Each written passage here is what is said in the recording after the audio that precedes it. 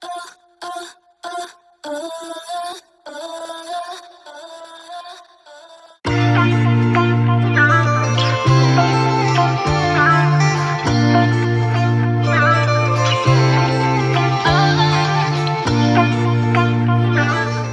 it down a little bit because like I'm tall, but I'm not so tall. Okay. I almost said 5, 6, 7, 8. Go ahead. 5, 6, 7, 8. Hey, what's going on, world? It's your girl Shy, and welcome back to the CheyTea podcast.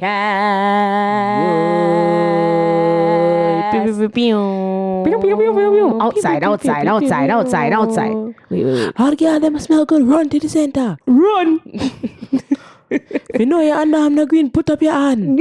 Put up both hands at here. Beard my skin, yeah?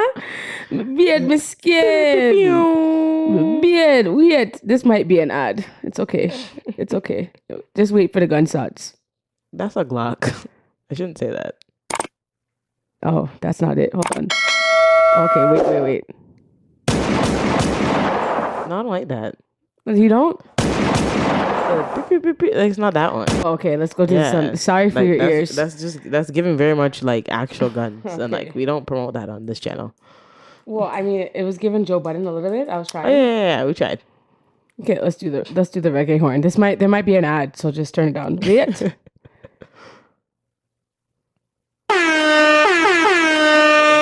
Pull it up. Pull it up. Pull it up. I cannot. Yo, when they hear that, they're gonna get so cheesed. Big cheese. Welcome back to the CheyTea podcast. I am your host, Cheyenne Shantae. And it's your girl, Eleonora. You know vibes? You know vibes? Yeah. We outside? Yeah. Ew. Yo, Jake has been doing that lately, and I've been like, grrr. Oh yeah, because he did that. What did he? Oh, it was in like He's a like Scarborough man. Yeah, there you go. And I was like, ew. Yo, I would never bend over for that man. Oh my gosh, he would just be the homie. We'd have a secret handshake. That's it. I'll pass. Oh my goodness. You introduced yourself, right? Yeah, you know the vibes. Sorry, I didn't realize. Welcome back to a new episode. It's been a minute. It's been a minute. I feel like it's only been 2 weeks. Really? Yeah, because I've been wanting to push this Ron episode, which you guys should go watch because it was really damn good. Listen. And the views should be higher. You're welcome. If you haven't watched the episode or listened to the episode, please do. Come see me. In all seriousness, come see me is what it's called.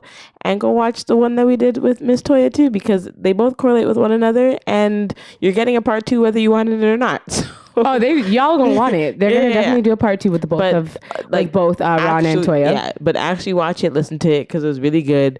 And for those of you who don't know him, you might not really get to really know him, but like you'll get to know him.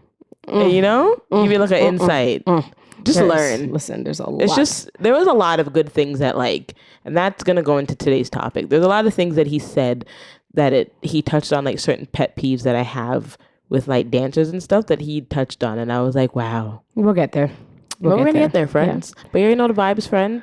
Like, comment, subscribe on the YouTubes. Click the notification bell so you're notified every single time we upload. Download our episodes on Spotify and Apple Podcasts. Give us a 5-star review us. You know what I'm saying? CheyTea podcast outside. Now the boy them, you know what? You know what I'm saying? Outside. Out there. Yo, you know what on my TikTok the other day? And I was giddy. I was like, yeah. You're an idiot. Yeah, we have a lot to talk about just today. Catch up on like life and what's been going on in the medias, even though, you know me, out of the two of us, I barely pay attention. Yes. I feel like, you know, there's been a lot that's been going on. I just kind of want to go in order of, We're going to try to go in order of appearance. Because you know us. Love chat. Yes. There's a lot that I want to talk about today. And I just feel like this episode will be it'll be all over the place, but it'll all be It'll good. make sense. Yeah. And you know, at the end of the day, you ain't got nothing to do but just listen.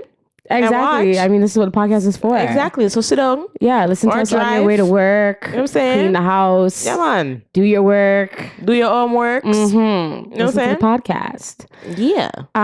Like a background noise. I can't stand you. So what have you been up to? What have you been up to lately? I have been working, dancing, trying to figure out how to navigate my life, because going through some changes in my mind that I'm trying to put out into real life. Mm-hmm. So trying to adapt that, because your girl is getting to a big age this year. Mm-hmm. And I'm just trying to figure out where I fit now, trying to make some changes and get out of my comfort zone, because I feel like I've been staying in my comfort zone for far too long and being comfortable with a certain lifestyle, and I don't really like it anymore. It's giving ghetto. Yeah. Mm-hmm. So that's really that. Nothing too crazy, nothing bad, nothing sad. Kind of just warm, kind of warm, lukewarm. You know what I'm saying? Mm-hmm. Room temperature. Mm-hmm. Yeah. I was on the jumbotron at my game yesterday. I just thought I'd let you guys know. And Leah was serving. I was very proud of myself. It was a moment, and it was giving. Mm-hmm. And the big skin teat at the end. Yeah. Nah, it was a code switch. I'm saying. She looked like she was gonna fight somebody, and then all of a sudden she was like. But it was just like it was a rude gal. And then all you saw was like, oops, I forgot where I am. Hey, smile. I was like, song done. And I was like, okay, smile now. Yes. Smile. That was very nice. Yeah. So that was a moment. But yeah, that's good. What's going on with you, Miss Shantae? Miss Shantae is preparing for September.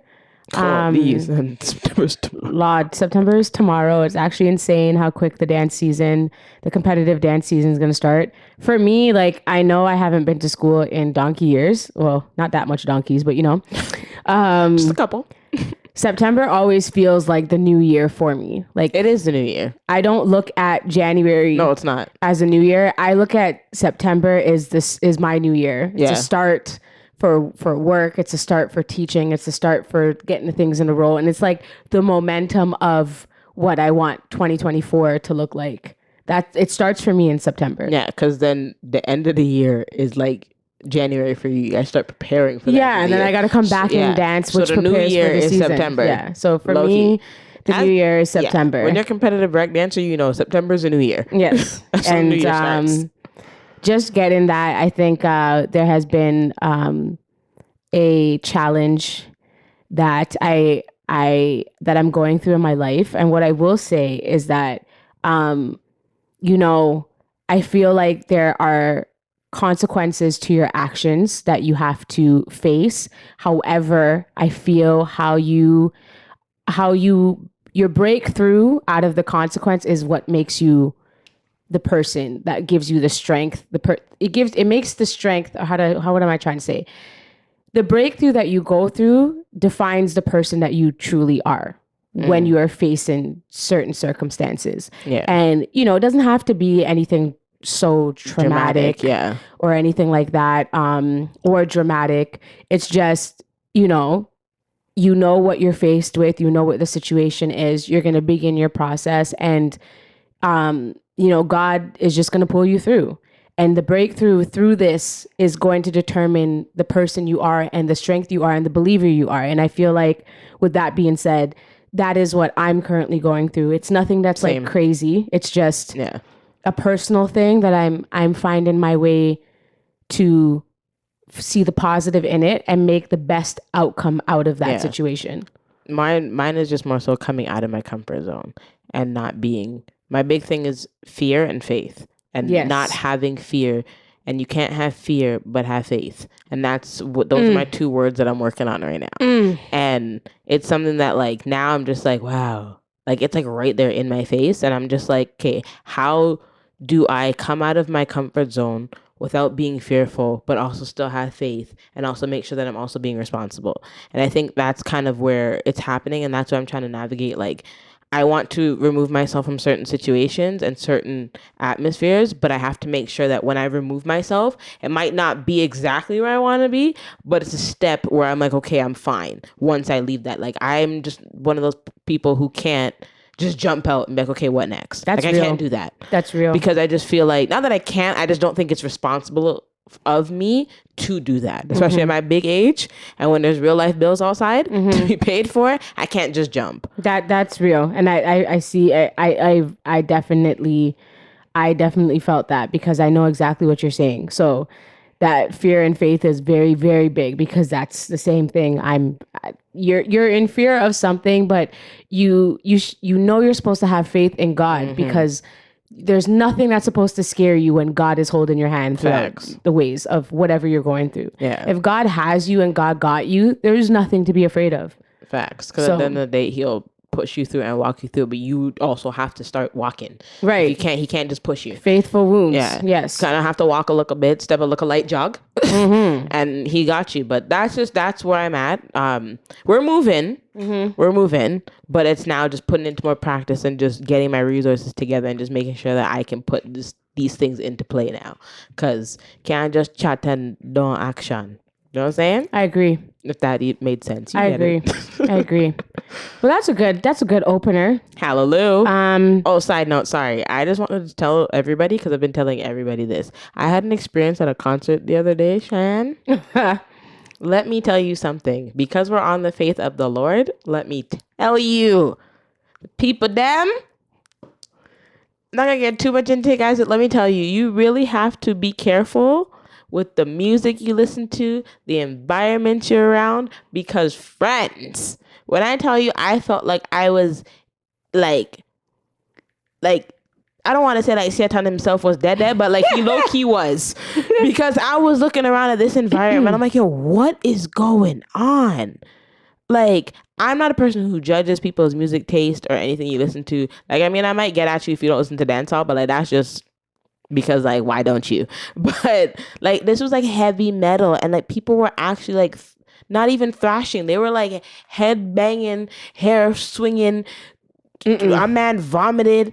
It was just, guys, it was just a lot. And when I tell you, I sat in the car on my way home and I really said, thank you, Jesus, for protecting me throughout that entire situation. And I promise that I will look into what I'm doing before I do it. Because I was just like, nah, be, in the words of my granny, nah, be. Couldn't go on. And I know my granny was not proud. Should have been what type of something they had upon Ali. And I was like, I don't know. And that was a prime example. Stop doing things just for money. No, yeah. It was an experience. And don't get me wrong, like, I'm grateful for every opportunity that I have, but I have to definitely like read. You should probably read the fine print of what you're doing, girl. Because even when you told me, I don't know how you didn't know. I just thought I would share. It was funny at first, but then it just got uncomfortable. I wanted to talk about Mass. I know that Caravana passed, and I know we're kind of late on the Caravanas. Listen, we're never late. But I was there, so I can give you my opinion. How let's start off with that. How did you first experience? How did you like the parade? So I will say shout out to Zaria for the opportunity to perform with Toronto Revelers / Adidas as well, because Adidas sponsored a little truck for us. So I was involved and did a little performance, which was a nice vibe, and like the crowd was nice, and I think that was just because we were the first band out. But I will say, I'm fraudulent, and I did not participate in the parade because I went back to the hotel room because I saw the amount of people and I said, nah, brother, not gonna be me. So how was your experience? The experience that I had for the first couple hours was good. I was fine. I was happy. I was content. I performed, did a little 1-2, and then I left. It was very crowded. I don't think that if you're a person who can't handle crowds and like you don't like that environment and you feel very anxious or claustrophobic, Caravana is not for you. Well, obviously. Yeah. But I mean, some people like to say that they want to experience it anyways. No. Like if that's truly like how you genuinely feel, don't do it. Bare fence breaking. So how was like the dancing part of it? Yeah, like the crossing the stage, like all that. That was fun. It felt slightly chaotic, but also fun and great at the same time, if that makes sense. No, that makes sense. It felt chaotic because it was like my first time doing something like that, so I wasn't really sure like if anybody's really paying attention. But like judging by like looking around at the people around us, like they looked like they were paying attention, and it was just fun. Like it just felt very vibey. It wasn't anything too serious. It was fun. Like I would do that part again. I don't think I would actually participate in the parade necessarily, but I would do that part of it again. And I would love a Caravana costume or to like just model in one day, because some of these costumes are fire. But you definitely have to be plucked, waxed, everything to wear some of these costumes. Because everything is. I didn't go to the parade. I haven't been to the parade in years. I think last year my boyfriend and I went to the parade because I feel like because of like COVID and everything, that's why we went. Yeah, it just felt nice to be outside. I just wanted to be outside, but I think we went, and as quick as we got there was as quick as we left. I don't even think we were there for an hour. I think we went to the parade for like a half an hour and we were gone.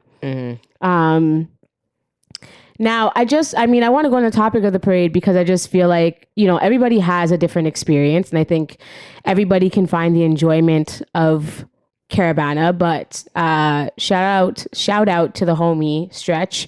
He made a very interesting video and on Instagram, and I actually want to play a little bit of it, of just like some of the points he said. I feel like what he said is exactly along the lines of like how I feel about Caravana.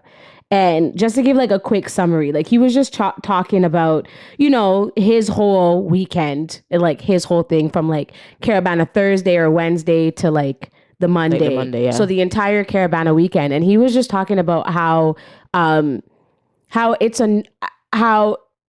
like the party prices to the parade and like everybody constantly complaining about it, and like the stormers. I think that was the biggest thing is stormers. Yeah. So he made a video and it was very interesting, and I want to play it right now. What up, y'all? It's your boy Luke Sky, and I told y'all I'd be back with my recap for the carnival weekend, or week, whatever you want to call it. So here we go. I didn't do much this year because I feel that I'm older, and I tell everybody all the time I'm retired. He's a liar. So you will not be getting Soca Stretch back anytime soon. He's a liar. But, we got to talk about certain things. So my partying started from the Wednesday. Wednesday ended up doing the clinic at Cabana. This is a good point. Big up Soca Prince for the $15 party, because that was well appreciated to my pockets. And it was a good vibe, can't lie. It was a really good vibe. For $15 for Cabana, that's a steal. Can't go wrong. But the next day was Soca or Die. I didn't go because I didn't feel like spending the $80 when I just spent the $15 to go to the same place. That part. Heavy on that. It was on the Friday. I didn't end up going because honestly, Jab Juve has not been the same like it used to be in the last few years. So I was like, you know what? I'm good. Plus, I've had a lot of stuff going on with music anyway, so I don't have the time to just be out and about the way that I would like to be sometimes, but it's all good. Saturday, let's talk about the parade.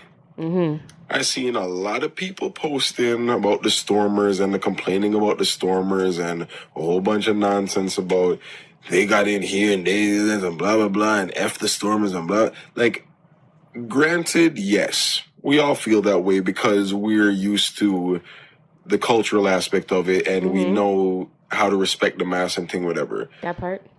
Y'all have to understand that from the beginning of time that the parade has been going on, there have been stormers. The generational difference is the fact that people knew how to respect the mass more than they do now, because nowadays it's just kids that have no knowledge of the culture. Nobody's teaching them anything about the culture. Some of these people haven't even been to the West Indies to experience their own culture that they're a part of. But what's seen? Sexuality. And there's beer posts that went out about respecting the mass and the sexploitation of the culture and all this stuff and whatever. Like, this is what they're seeing. The costumes get skimpier and skimpier and skimpier every year. So naturally, what do you think is going to happen? You're going to see half-naked gal on the road. Young men are going to jump across to try and dance with them and do...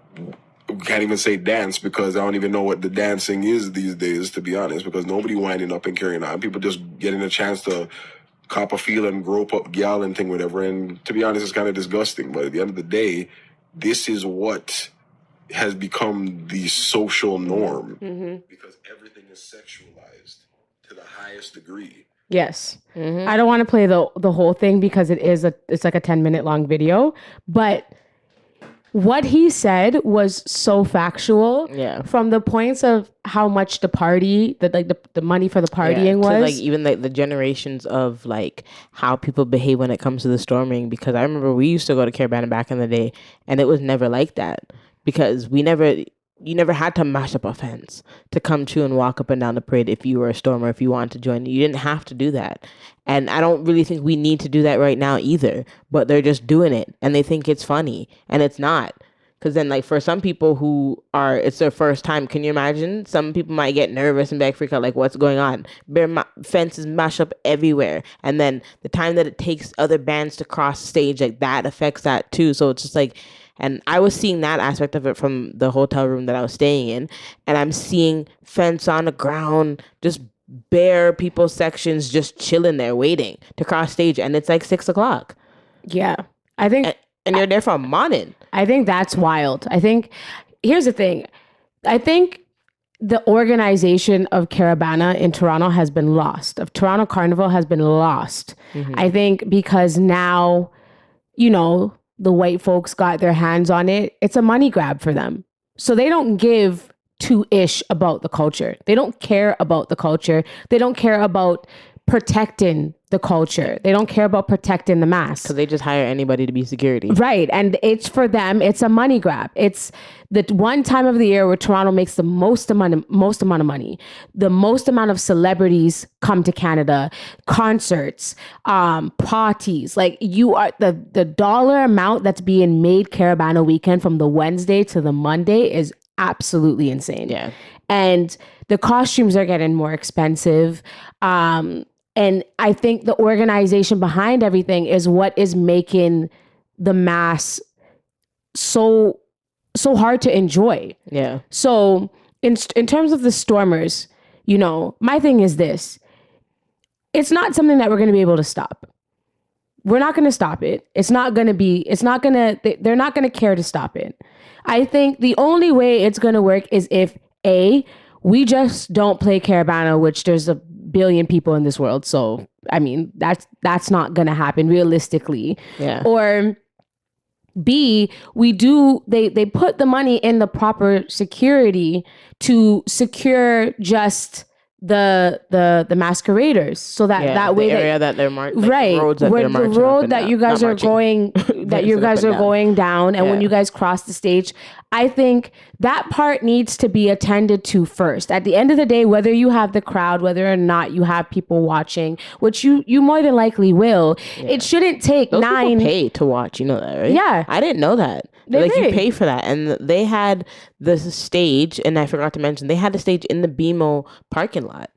Like they set it up in the parking lot, and then obviously across is BMO Field. And I saw somebody say that like, oh, like they should set up Carabana in BMO Field, and I wanted to just really say, did you lick your head somewhere?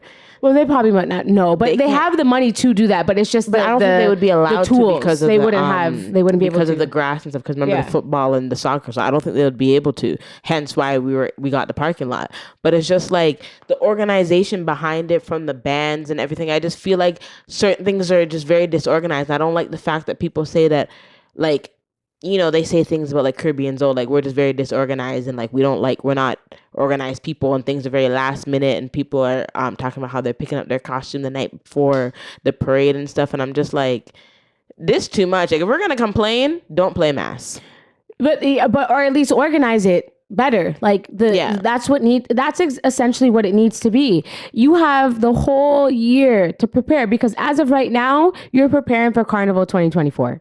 Like as of right now, that's what you're preparing for.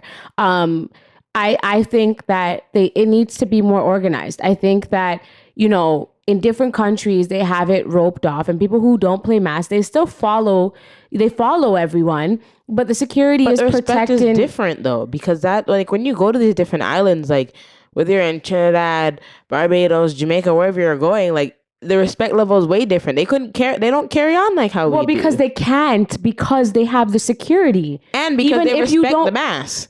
Right, but there's some people out here that respect it and there's some people that don't. But either way, in order to enforce the respect so that people know that you're not ramping, you need to get the security to protect them. Because they're not saying you can't walk up and down, but you can't be past this border and start walking with right, people when you're and not don't costumed. cross the stage. Yeah. So you need to put the money in the security because the money is there. That's my point. It's been there.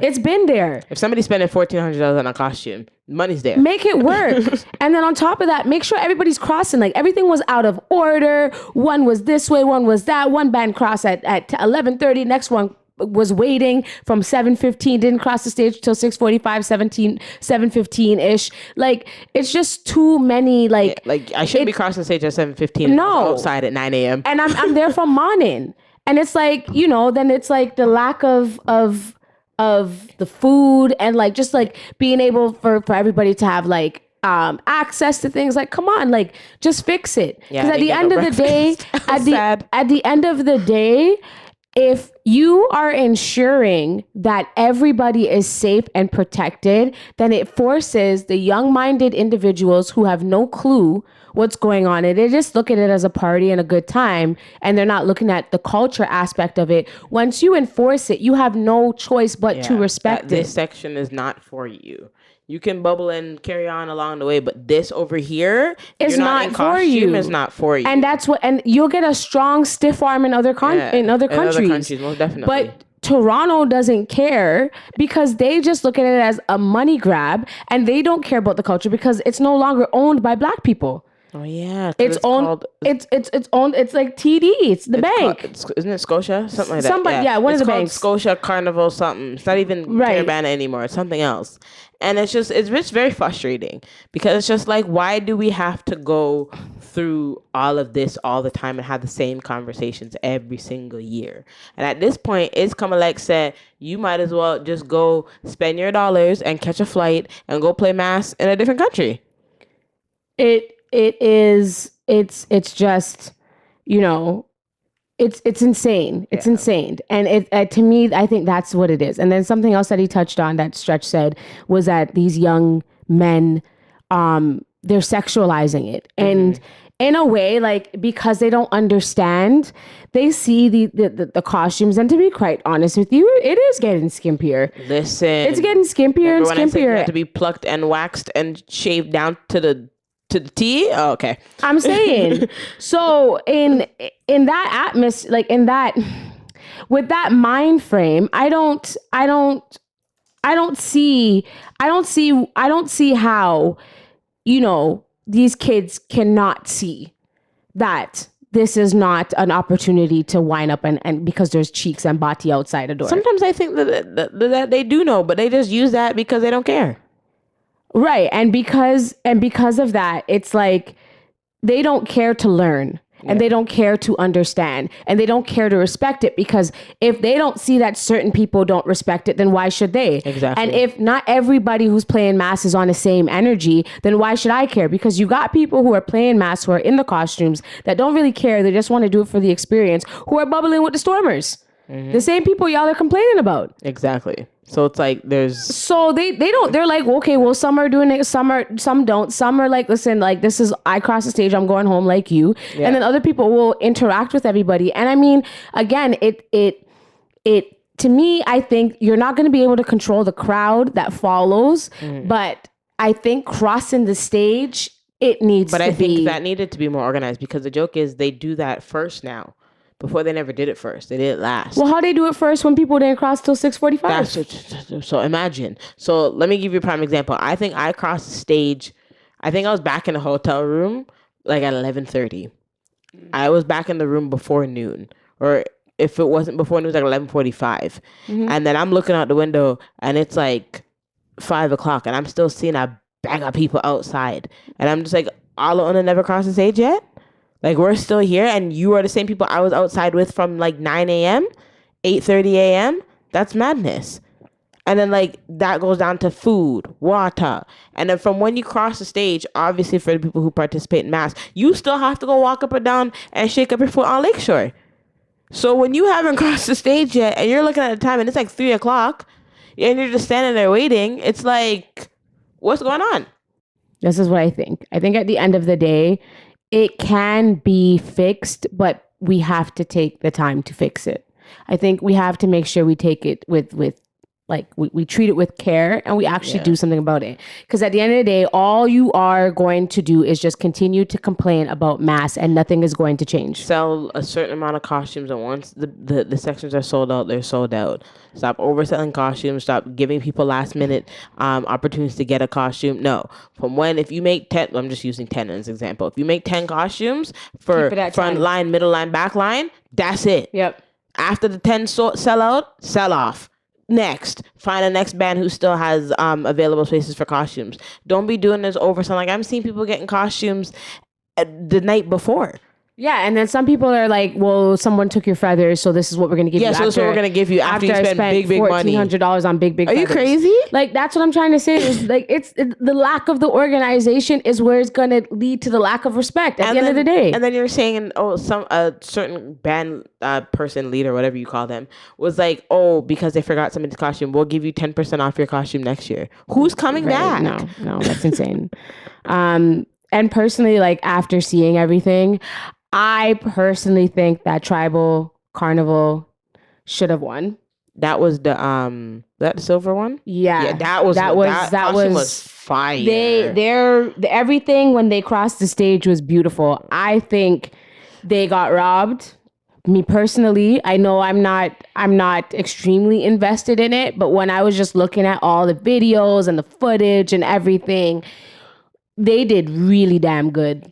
I honestly, I didn't get to see all of it, but I did see a couple of those costumes, and that was definitely a costume that I wanted. Right. It was very nice. Good. It was giving Ice Princess. Very good. I think icy. I think the girl who leads it, or who is C for Carnival or something like that, I think that's her name. Please, if I'm misquoting your name, I apologize. But she did the damn thing. She put her foot in that. Yeah, so no, that was fire. Shout out to them. I don't really know how that stuff works, because I saw a screenshot and I saw that my section, Toronto Revelers, was the second one. So I really don't know what that means. I was very much confused.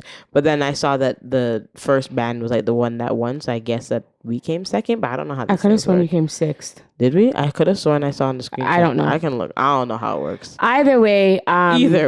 You know, y'all did what you had to do. So I think that's where we need to fix that. Yeah. And I just wanted to put a side note on these parties. I'm so sorry about it, but $140 for a ticket to go to Tsunami was absolutely ridiculous. And I also understand that, there was tears. I understand that you snooze, you lose. I get all of that. But ain't no way I'm spending $140 to catch pneumonia. I'm so sorry about it. No, I'm not doing it. And I'm not doing it. People are saying, well, you guys waited. But no. It's not a matter about waiting. You can't sell a first batch of tickets, okay? I think the original price is like $60. $60. How do you and then go you're gonna from still 60? Advertise the $60? Okay, how do you go from 60 to 140? No, I'll pass. And then I was getting people, sorry, because we're backtracking a little bit. I was getting people complaining that like they play dancehall at Caravana. And I was like, what do you guys have against Jamaican people? Is what me want to know. Like, Caribbean. Like, what's the problem? Listen, I'm not even going to entertain that, because that's the dumbest thing I've heard. Like, I've seen too many things on it, so I'm just like, what's the problem? That sounds stupid. It's Caribbean. We're all from an island. It's a Caribbean carnival. Like, we have carnival in Jamaica. There's carnival in Jamaica. There's carnival in Trinidad. We are from the islands. We are the West Indies. Why are you complaining if you heard? Like, that's the dumb. I'm not going to entertain you. You sound stupid and you sound dumb. Shut up. Anyways, back to the Tsunami party and all the other parties. I'm just like, why are you guys so expensive? Like, I get it. It's Caravana. I understand there's a budget. I understand you have to pay the DJ them. You have to pay the international Yeah, but they get artists paid them. before they get here. I get all that. And I know you have to put the money back in your pocket. But all wagwan, 140 first. no disrespect, but $140 is To get wet up? It's not even like that came with an all-inclusive with food and drinks. That literally is just for you to walk into the party. You're nuts. You're absolutely nuts. To get wet. And if you spend $140 to stand up in the back with you and your friends to roll up your blunt, you're an idiot. That's all I'm saying. So, no. For all of you who spend the $60, I hope it was worth it. No, I think if you, it would be worth it. But if I'm spending more than that, absolutely not. No. Like my cutoff was already at $100. Like that was already too much for me. The cutoff was like $80. It was already too much. But I understood it was last minute. But for me to see $140, I left it alone. I said I won't go. Well, there's some last tier tickets at $140. I'm fine. That's somebody's car note money. I enjoyed myself at SOS Fest. Shout out to Francis Management for having me where's gunshots? Assist him for that weekend. I was able to see the behind the scenes portion of what it's like to bring international artists to Toronto, to host them, to make sure they are good. What I will say is I believe that Ding Dong Ravers. He is slept on as a performer, and I understand he's not your go-to artist, but he has all the man them dancing. Bro, he's not your go-to artist, but he has you guys doing bare dances in the club. Every dance move you can think of is because of Ding Dong Ravers. And them rave at them. And all the ravers who are bringing up Let Me Go. Like, listen, all of the dances, yes.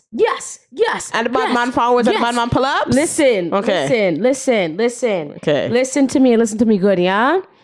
Ding Dong did that. I don't care what nobody says. He was a wicked performer. Shut it down. Shannon's living her best life. I was sad. Where was I? You were working. I was working. No. I was feeling you had the car, you had a parade, and it was in Markham. Let me tell you something. I full dry myself, yeah? Not full dry myself. Listen. He did that. So big up Ding Dong Ravers, big up all the raver them. Let me go. Boofing at the med. Are you dumb? Stop playing with him. Booping at him and good gal Shensia, you know the vibe? Yes. And yes, Shensia was very nice. Shensia sounds very beautiful. She looks like her skin is soft. Oh yes, her skin is soft. She smells beautiful. I was able to get a picture with her. She's very nice. She's very polite. What I will say, I have to give harsh criticism or constructive criticism, whether she accepts it or not. She needs to get rid of those two dancers, and she needs to put some seasoned dancers. If you are Shensia, you have trending gal. Is that what it's called? Yeah. Which one? Which one? Independent nobody come here. Independent gal. Yes. We're number one trending gal. Yes, trending gal. Yeah. Sorry, yeah. Let me tell you something. Her set got out of whack because, behind the scenes, band, sound engineer. So she had to go off with a DJ. I'm a dancer and I have a set with Shensia. We should have came out and hype her up and did some whining and sit on pan it and just we are number one, like a bogo, like a zip it up. You know what I'm saying? Like do a little move. She had one white girl and she had one black girl who had a big fro. She looked great. They both look great. Like don't get me wrong, but they only did choreography to Bless. And then the full girl had the nerve to ask if they were going to be able to move a whole speaker out of the way, as if the speaker wasn't there for the guy who's playing the guitarist, right? So in my head, as a dancer, because I know, why are you going to ask to move the speaker? You can't move the speaker. I mean, if you can, but if you see that the man has his foot on the speaker to play you would think, but I think the sound wasn't working. So I think she thought they would be able to move the speaker, but you have to also understand that it's in the moment. It's not going well. You have to improvise. Just don't dance near the speaker. She could have easily danced in front of the speaker. Shensia was clear up at the front of the stage. You could have danced there or just dance on the inside of the speaker, minimize your movements, but you're still making your movements effective. When she asked me if we can move the speaker, it took the dancer in me not to just in her head. Booping at him head one time. Because I was just like, what? And I just didn't like the choreography. The choreography looks very white girlish. So what she's saying is She needs to hire some her. black people. Oh, hey, man. Shantae dance. I'm telling you, saying. you need to hire some black girls. You need to make it look like what you do. And I understand where Shensia is trying to go. I know she's trying to be mainstream. I know that she's trying to show that she is versatile. Versatile. Nothing to do with your dance. And I get the fact that she sound like she has a great voice. I'm not going to hit that for her, but I feel like Shensia hasn't popped because she's still looking where to pop. Like she's still trying to find her niche. Yeah. And I think if she looks at the success of her songs, I don't feel that the features with Meg Thee Stallion worked. I don't feel like anything really worked until you hit, like when you stuck to what you're doing. Blessed work. That definitely worked. I didn't think it was gonna make y'all upset. Them sick. I think it worked. Yeah, the funny thing is, Blessed. I didn't think it was gonna work, but it worked. But then it worked, and they played the track, and they run the tune, and it works. That's and Shang Yang Anthem is your biggest track. Facts. And Tyga's also Jamaican, which helped. Which I'm saying, it so worked. Like if you know what's working, and I don't know many female dance hall artists that are up there besides the Spice and and Jada Kingdom. Yeah, but there's not many that's up there. I get like nothing against Jada Kingdom, but Jada Kingdom is not really like, not to say she's not out there, but you can't really compare her to Shensia because no, I know. Spice, that's like, to use Spice as an example, just because she's really Spice has made herself mainstream, right? So, and she never switch up. But that's a thing, and I don't want to compare. No, I'm not comparing, but I'm saying Shensia doesn't have to not do that. She can do both, my point. But don't just dip into every switch up and everything. You know what I mean? Like she has one song with Chainsmokers that just sound terrible. I didn't listen to it, and I think it came out. And it did. Out. I don't. It sounds. Terrible. Let me play it. I never listened to it because I was a little nervous. That was just a very random collab, though, was it not? It was very random. I didn't know what she was doing, and I was just in my head. I'm like, why? Like, what is this?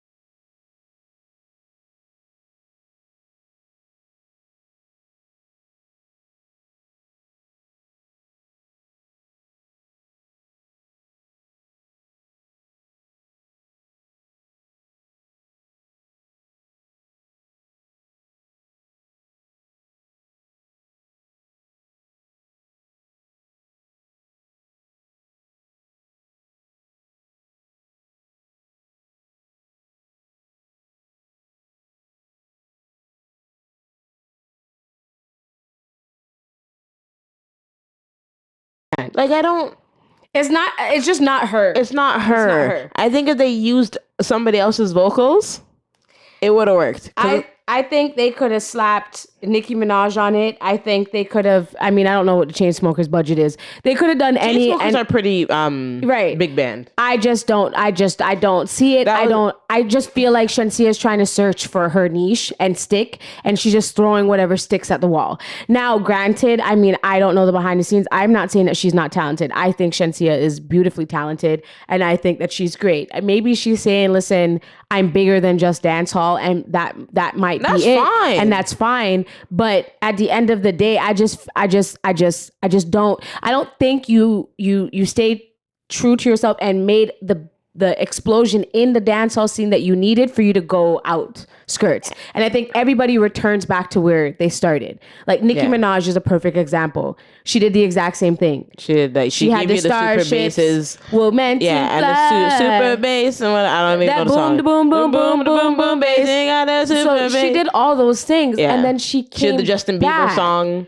She came back. Yeah. She had to show you that she can rap. She dabbled in that. I get it, but at the same time, I just feel like you're just trying to I just think you're doing too much. I think if she just sticks to what she is, to herself, she will do amazing things. But regardless, maybe whatever she's doing will make her amazing thing. Either way, I may not know what I'm talking about. I may be putting my foot in my mouth. But at the end of the day, just call me when you need some choreographers. I'm still singing Chen Yang anthem. I'm still singing all the tracks. And that's her biggest track to this day. And foreplay, man, I gotta lie to you, but you like those are her tracks, and that's what's you're working. outside. Yes, like let's not act like you're not outside. But I'm not gonna hold you. Lick did it for me. I was like, yeah. I said, I think we made our point. Yeah, CheyTea, do what you gotta do.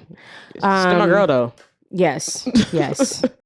All right. So Tory Lanez. Holy, free my dogs. Tory Lanez was sentenced to 10 years. And honestly, I am shocked. Very much so. I didn't think he was going to get 10 years. I honestly thought he was going to get less than that. I mean, any amount of time is a lot of time. Because a minute in jail or that he's just going to sit tight. I don't know what that means to anybody, but that's a long time for me. I will say this. I do feel that is a harsh sentence. And the reason why I feel that it is a harsh sentence is because it hasn't been positively proven that he shot her. I think that we can go through this. Everybody knows exactly what happens, but I just feel like everybody is lying. I feel everyone is lying in this whole situation. I feel that Tory Lanez is lying. I feel that Kelsey is lying. And I feel that Meg the Stallion is lying. Now, if he indeed truly shot her, that's you have to do the time. At the end of the day, what are you doing? Yeah. But the thing is that he was carrying a loaded, unregistered firearm in the vehicle. They said it was registered. Well, I've been hearing that it wasn't registered. I was here. So there's conflicted stories. But to my knowledge, what I'm reading in the New York Times is that it wasn't registered. Yeah. But then I heard it was registered to the security. Yeah. So maybe because it wasn't registered to him? I'm not again, either way. I don't know how these gun laws work. Either way, he shouldn't have had a gun. Yeah.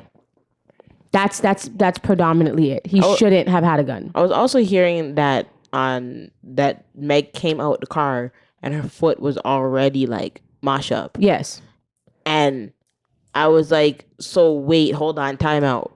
What are we charging him for again then? Too many things. I'm not saying again. I'm not the judge, what's it called? FADA. The system. Mm-hmm. But I don't know, what did he actually get in trouble for? His charges are assault with a firearm, illegal possession of a firearm, and neglect discharge of a gun for shooting the victim. Okay. And so he got charged with assault with a firearm and the fact that he even had the gun. So he got 4 years for having the gun and 6 years for the assault. Oh, so technically speaking, hypothetically speaking, he could have done 4 years because they could have just charged him with just having the possession of the gun. But the added time. But they added the fact that because they're saying that he is guilty of shooting Got her. you. Now, I don't know. This is what I think, and this is my final thing. Like I said before in the episode with Jalen, which you should watch, My Fashion, that episode, the public knows, but then the industry knows, and the industry knows something that we don't know. Mm-hmm. And the industry is the real world because they are all a part of that world. He has a lot of support from people who are silent supporters, but who are supporting him. I saw people were giving backlash to Mario because he wrote a letter on his behalf, and Iggy Azalea, same thing. And, at the end of the day, they know these people, right? So you could be a homie and you could have made a mistake, and I'm going to write a letter on your behalf because even though you made a mistake, I know you as a person, and, I'm going to vouch for you because I feel like you deserve something more than just jail. I feel like you deserve rehab, whatever the case may be. All I'm saying is that there is something that's known, because Meg Thee Stallion has been way too quiet during this time. And I'm not defending anyone, but it's just her team was very loud with everything. And then the sentencing, like, she was very quiet. So I feel like a part of her wasn't too sure. She was very loud and effective when she first came on live and said, Tory shot me. So she was very loud and out there to let the world know what happened. And granted, if that's truly what happened, I'm not going to take that from you to do what you got to do and let the people them know what happened to you. But then all of a sudden she just went mute. And then my thing is, like, what's crazy is that, like, why wasn't it that, like, Kylie Jenner wasn't asked to stand trial? Maybe they, like, can you, like, do something where, like, you can, like, take yourself out of the situation? I don't know, but I find that weird. And then I also find it weird that Kelsey, she took immunity. So there's a lot. At the end of the day, there's a lot of things going on. And, like, I didn't like the fact that, like, Meg was saying, oh, how she's trying to protect a black man. No, you weren't. Because when it came time to not protect him, you're allowed on the internet. So again, hey, I'm not going to say that you know, that what happened wasn't deserved. If he indeed did that, he deserves it. And again, I have to say if, because we still don't know what happened. We have no idea what happened. No matter, and we'll probably never we're never going to know. So at this point, it's like, you know, we just all have our opinions for what the media has given us. But at the end of the day, we all don't know what happened that night. Just the four of them know. And the security.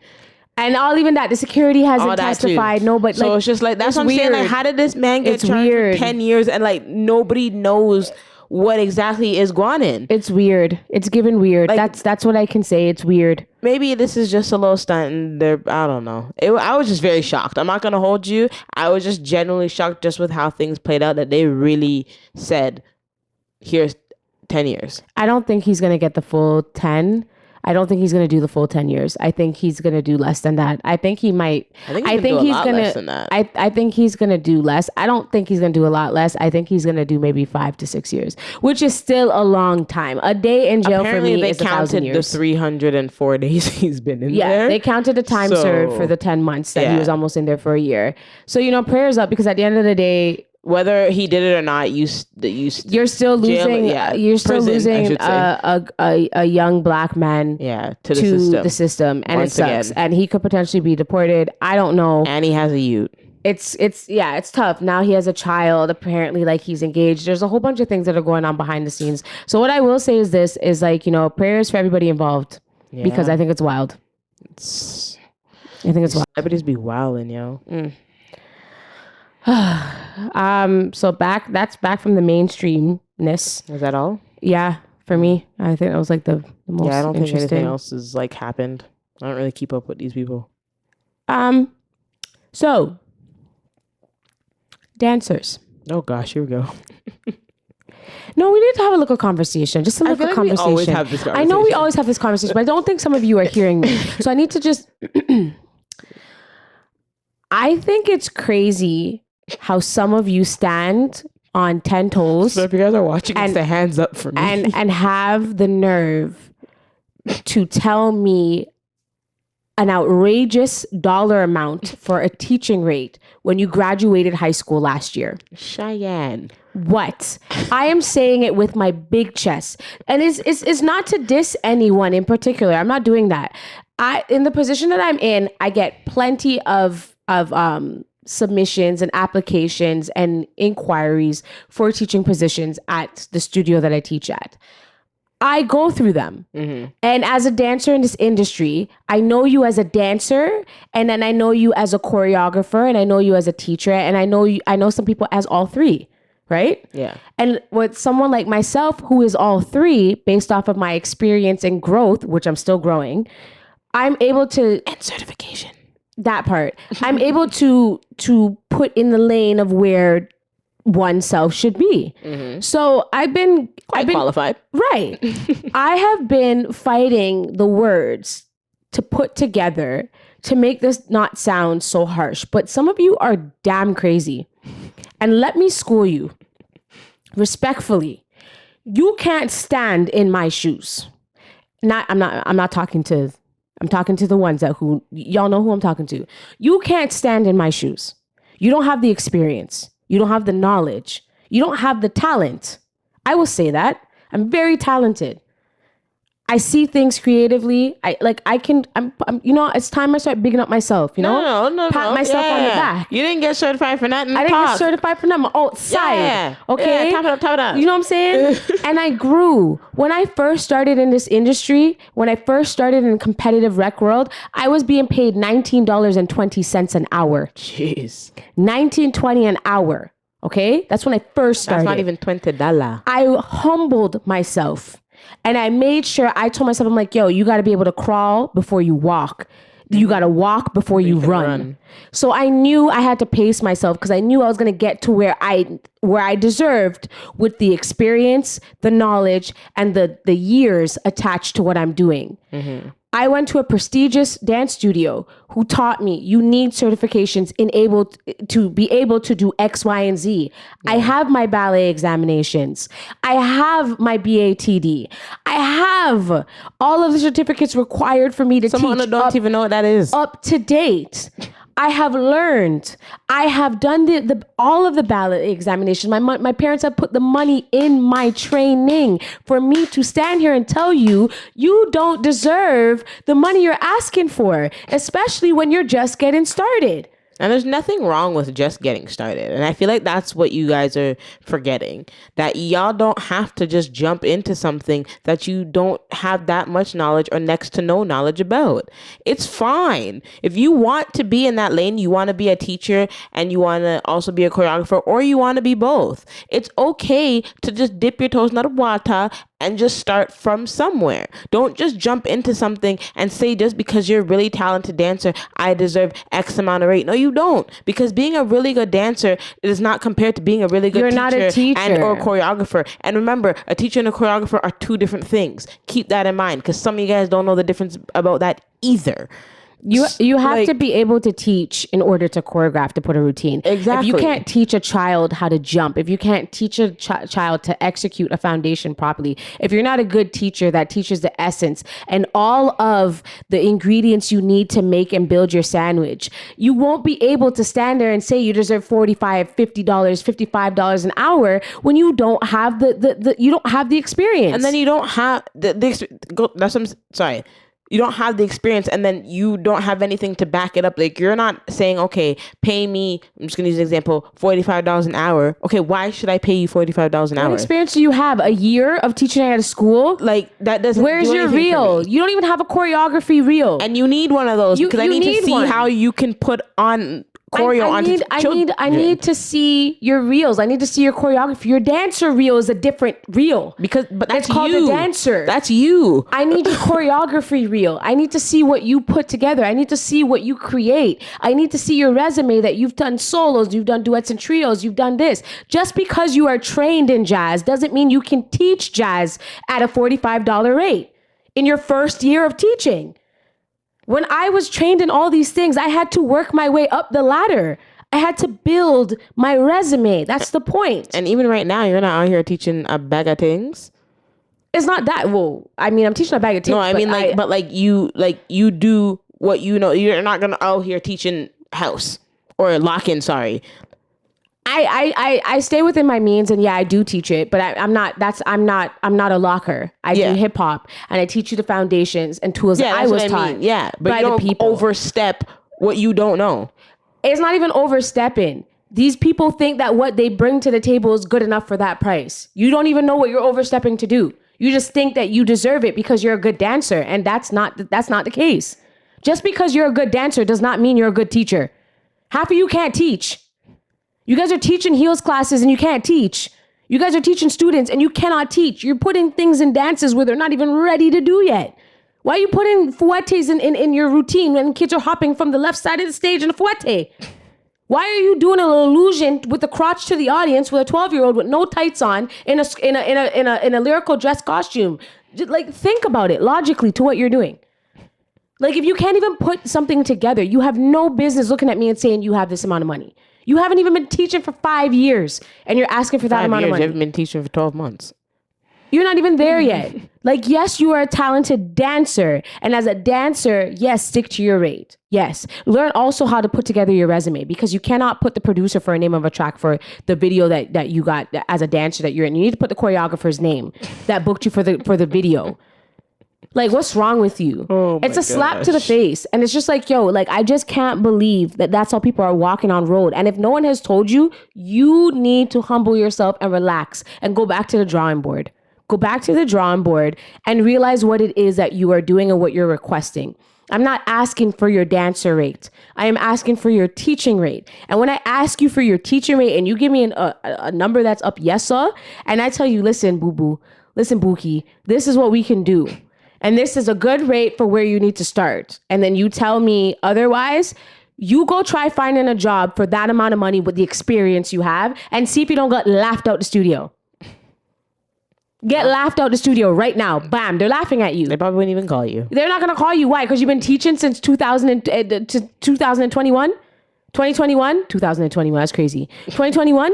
2022, you started teaching. You've been teaching for 2 years, and you think you deserve $45? Barely 2 years, because this year's not even done yet. What running routine have you produced on a stage? What overalls have you won? What they like to see too, like what they want to see, like the overalls, the awards you won, the routines that you executed. Where does the dynamics? Does it have the formula for a great piece? Because at the end of the day, you're teaching at Complex Studio, so they need to see those type of awards and stuff, because at the end of the day, that's what they're here to do, is win. So you can't just be out here just trying to ask for rates that are non-existent in your vocabulary, and it's not on your resume that you deserve that. I respect the training and I respect what you do to train yourself as a dancer, but you need to educate yourself as a teacher, and you need to make sure that you stand in the qualifications to be able to teach. You can't just teach because you're a good dancer. But everybody wants to do that now. Yeah, but everybody needs to chill. You can't just be a teacher because you're a good dancer. You have to start off by using the tools to educate yourself. It's like you can't go into another grade if you don't pass the certain examinations you need to go to the next grade. Unless you're a genius. And quite frankly. But even if you are, you have to pass those tests for you to get there. Everybody has to go through a process. You can't just skip the process without showing that you can. And again, if I skip the process, I show that I'm intelligent by showing you, like, this is baby food to me. It's not baby food to you. Because if you and I put a routine together, whose routine is going to be better? Definitely not yours, especially when you only have 2 years of teaching experience. And I can only speak for myself. But then if I bring other people in the pool that I respect, they would slap you around. So it's just, at the end of the day, be smart. Be a smart person. Just know your place. Know your place. Prove yourself that, yo, like, I'm going to get there. And when I get there, you're going to see why I think I'm like that. You can think you're worth something, but if you don't show what you're worth, then no one's going to believe you're worth. Facts. Show me why I should pay you that much money. Y'all are wiling. And it just goes into everything. Like the heels, like, yo, I was talking about this with my good friend, and she sent me a reel of someone that taught a heels class at Studio North. Yo, I don't know. I don't like the path that heels dancing is going down. It's just going down for clickbaits and clout and Instagram likes. I don't know why some of you feel that you should be teaching heels when you can't even stand on demi-point barefoot with the correct posture and strong ankles and have good ankle, like, you know, to be able to have good ankle support in your shoes, you have to build the structure within your feet. You have to do feet exercises to build the strength in your feet to be able to point. Like, that's what you're supposed to do. So if you can't stand on demi-point without losing your balance and wiggly woggly, why the ass are you teaching a heels class? Someone tell me, like, what is this? Like, why are you teaching a heels class when you know you have no business teaching a heels class? And then, like, this choreography, like, yo, why are we doing acrobatics in heels? Like, why do you have to hit boom, boom, boom, cha, cha, cha, cha, cha, boom, gee, gee, gee, gee, gee, gee, gee, boom, ga, ga, ga, That ga, was ga, the ga, count of 4, by the way, guys. ga, ga, ga, ga, ga, ga, ga, ga, ga, ga, zoom, dee, dee, dee, dee, dee. Why do you have That to? was a count of 4. Why do you have to lick every beat? Why can't you find your pocket and I'm execute like sitting it? in something. My God, Una just dance on top of the music. And then you're flipping backwards and the split and the dip and the hip. And I'm like, yo, bro, who can do all of that right now? And you're not even sitting in your split properly. You're cheating and shifting your weight forward. You're not in the middle of your right leg split or your left leg split. So basically, majority of you can't do splits. Like, are you kidding me? Oh, like, God. who raised you? It's absolutely insane. It's like we just threw out the technique out the window, and we just tossed in the likes and the clickbait and the Instagram reels and the lights, camera, action to post on your Instagram. Yeah. Bro, give it up. Like, it's the only person right now that I wholeheartedly think that should be teaching heels right now is Alessia and Lauren Lynn. I know Lauren Lynn, she's not always here, so maybe that's there. I feel like the candy shop, that's good because Lauren Lynn is great, phenomenal. Mm-hmm. You know, I know we've spoken about different heels classes on the podcast, and I've said Alessia's name before, but I feel like she's up there right now. Somebody who teaches weekly, I would take her class. Yeah. I would. But then when I look at why people take the class is what makes me not want to take the class. It's not her. It's people are there to post on Instagram. They're not there to learn or to improve on their technique. Yeah. She does dances on banging songs, I will say. And she dances to black music. You know how good it feels to dance to black music? Where's the clap sound? I completely forgot to get to clap for that. Yes. The song selections are... The song, I have kisses. I've practiced on Tuesdays, but I'm coming. She has some great tracks. She does some really good songs. She does. I will, and I'm one of those people, I'm not gonna hold you, that sometimes the song does help. When I'm taking a heels class, I won't lie to you, I am like that. But other times, if I don't know the song, it's whatever. But I will say that does contribute to why I would come to somebody's class sometimes. Let's be honest here. I do like that. And even if I don't know the song more times, I'll end up liking it at the end of class. So I do appreciate when she will like post like this week's song, and like she also brings back combos that she's done before, and they'll do a repeat. How about a round 2? And I like that because it's not every week, say different week, new choreo. She'll bring something song. back. Yeah. New hot song. She'll bring something back. Yeah. If you were in her class, you want to come back, you want a little redemption, you can go back and do that same routine. Do appreciate that. She makes good selections, and that's why I think right now, wholeheartedly, like she is the one. I think she is the one. I think she's up there, and I think that you should take her class. But also like train on your technique. Mm-hmm. Like take the technique classes. Don't always just go in for the combination. Like there are teachers who do great technique exercises for you to execute your technique properly in your heel. Because again, it's a pump. It's a shoe. It's not what's gonna make you. It's just what executes it. Yeah. At the end of the day, right? It's you. You have to know your turnout. You have to know how to shift your weight. You know how to transfer your weight. You have to know how to point your toes. You need to know how to find your center. You need to know how to be able to hold up your ankles and have full good ankle support in your heels. Because when you do a single pirouette in the combination and you pop your neck, learn how to spot. You would have learned that in the technique part. Learn how to spot. And then when you put your foot on the floor and you sit on your ankles and you sit on your heels, like point your toes. Oh yeah, just because you have a boot on, like point your toe. Like that's a cardinal rule of dance. In any shoe, you're supposed to point your toe. Like what? Listen, I offer private classes for technique training, and I will help you. I will literally help you. It goes with everything. It goes for everything. Any style, technique, jazz, need it. Hip hop, tap, ballet, heels, everything. You need the foundation. You need the technique training to be able to do those things. Go take a ballet class. Stop embarrassing yourself by not being able to sit in your right leg splits. Oh, jeez. That conversation just got me hot. Clearly. Got me. Ow. got me hot. I just hope you understand what I'm saying. That's all. We've had this conversation before, so I hope people are listening. What did they say about stick time. bruck in the? What did they say? Huh? When they say stick bruck in your ears, what is that? I don't know what that's saying, but I know what saying you're talking about. You know, I can't remember it right now, but can't remember. But you get the vibes. Just better yourself. It's not for me. It's for you. Well, it's for the both of us. Why not? How do you feel about forgiving your mentors? How, like, I don't think you've had, I think you've had experience when there was a mentor that you feel like you need to, not you need to, but there's still some bitterness in your chest. So do you feel that you could ever forgive that person? Oh yeah. Now I can. In my adult years, yeah, definitely can. Mine was more so when I was younger, like I've always talked about on this podcast.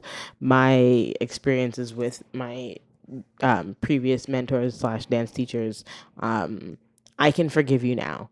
Mm-hmm. And I can do that now because I'm older.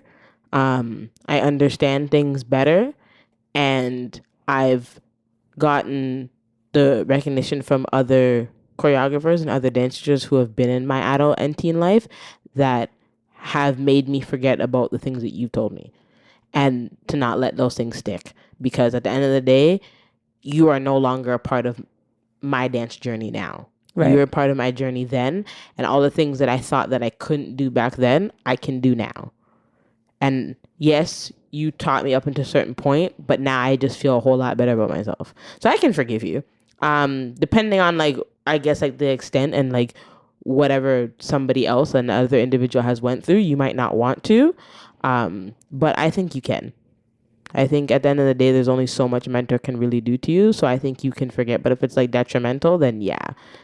I think that, I think it's to the, I think a conversation is always healthy. Mm-hmm. I think that a conversation to acknowledge and take accountability, and to hear each other's perspective is what is going to mend your relationship, your working relationship with dancers and choreographers. And I speak from both sides. As a dancer, you need to take accountability for actions that you may have done that may have upset the person that you were working for. Mm-hmm. As a choreographer, you need to say to yourself, maybe there were some situations I could have handled better. Yeah. If everybody doesn't know how to take accountability, then we will not be able to process the healing journey. And I think for me, I was going through something where I didn't keep a malice towards the person, but there was always something in the back of my neck that didn't feel right. And I realized that as much as I didn't like how that person was moving, there was more so hurt behind it than anything. Mm-hmm. And I was more so hurt rather than I don't mess with this person. I was hurt at the fact that I still had this crick in the back of my neck that could easily be healed if you take accountability for your actions. And I feel that's the problem with some people, because they don't get called out on their BS.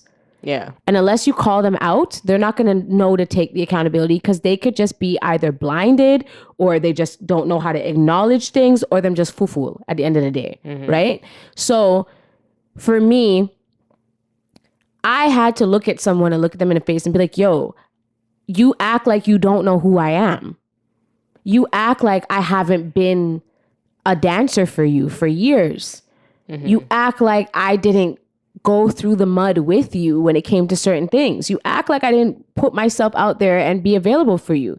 But because I disagreed with you, or because I couldn't do something, you just cut me off. And since then, you haven't worked with me. Mm-hmm. But you want to work with everybody else, and then you have things and opinions on them. But the real ones that have held you down, you're not acknowledging. Why is that? Yeah. And I said these words to this person. Yeah, I mean, adults. Right, because it wasn't... I have nothing to tiptoe around, and I'm talking to you like this because I respect you. Right. Yeah, I'm not talking to you like this because I don't care. That is something that I feel that dancers don't know, or maybe, I don't want to say they don't know how to do, but they don't do. Because at the end of the day, if you want to heal something, you have to be able to use your words. If you don't use your words, no one's going to know how you're feeling. You can't just gossip about it with your peers and then think that the problem's going to be fixed. It's going to be fixed. No, you got to say something. So yeah, I've said something. Mind you, have I said it more than once? Of course.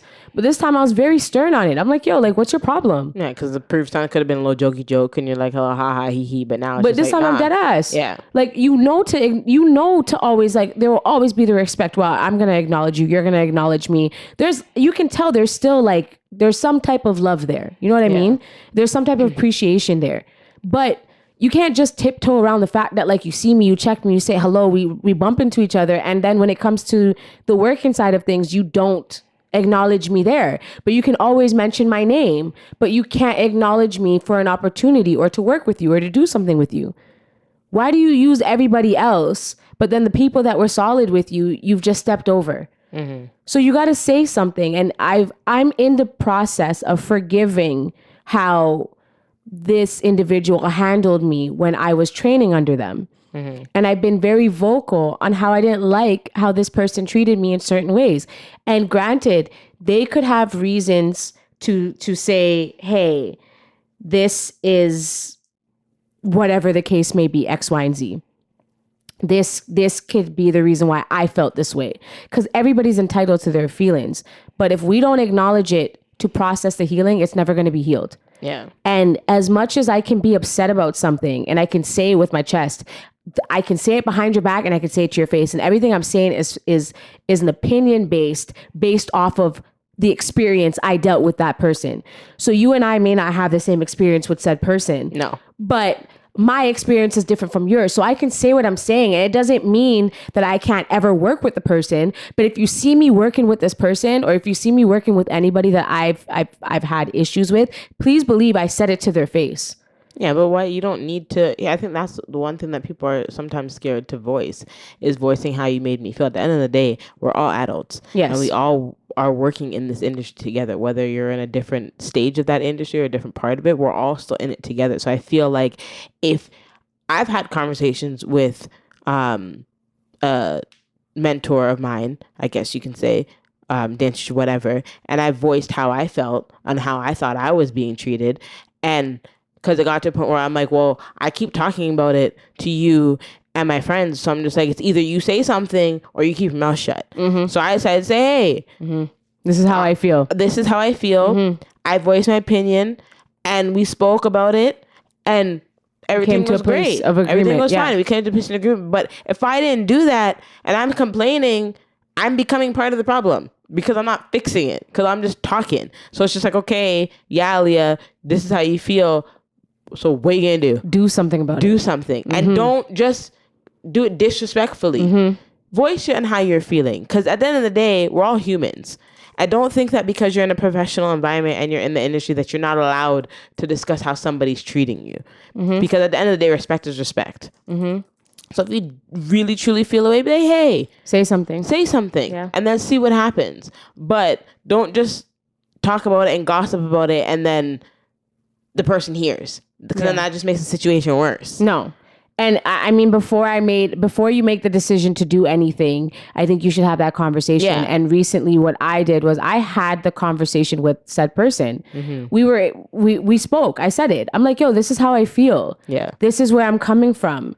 And I feel like my time is valued. And it's not that there's no negotiation. I can work with whatever you have. Sometimes you got to understand that, like, they're putting all their time into this, but I'm doing this, but this is where you can make whatever. Like, I see the efforts that are being made, and maybe it's been because of how loud the audience has been and the public opinion has been. And sometimes you need that. Sometimes you need the constructive criticism. But when the change is coming or when the change is there, you can't shit on the change that you asked for. Yeah. So if someone is given a better environment for me and is respecting my boundaries that I set, that's the only reason why I'm standing next to them or I'm doing anything with them, is because I said how I felt.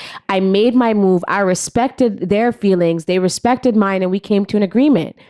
I don't just tiptoe around stuff and just be like, oh, well, I'm just going to do this because of the hell of it. No. And I feel like that's how some dancers are, and that's how some people are. And you would just make that assumption by what you see, but you can't just assume things up based off of what you see. You gotta say something based off of what you know. If you don't know, then don't say anything. I don't think you should be afraid to voice how you feel. No. I also think you should say it out loud. Say it to a friend. Be like, hey, this is how I'm feeling.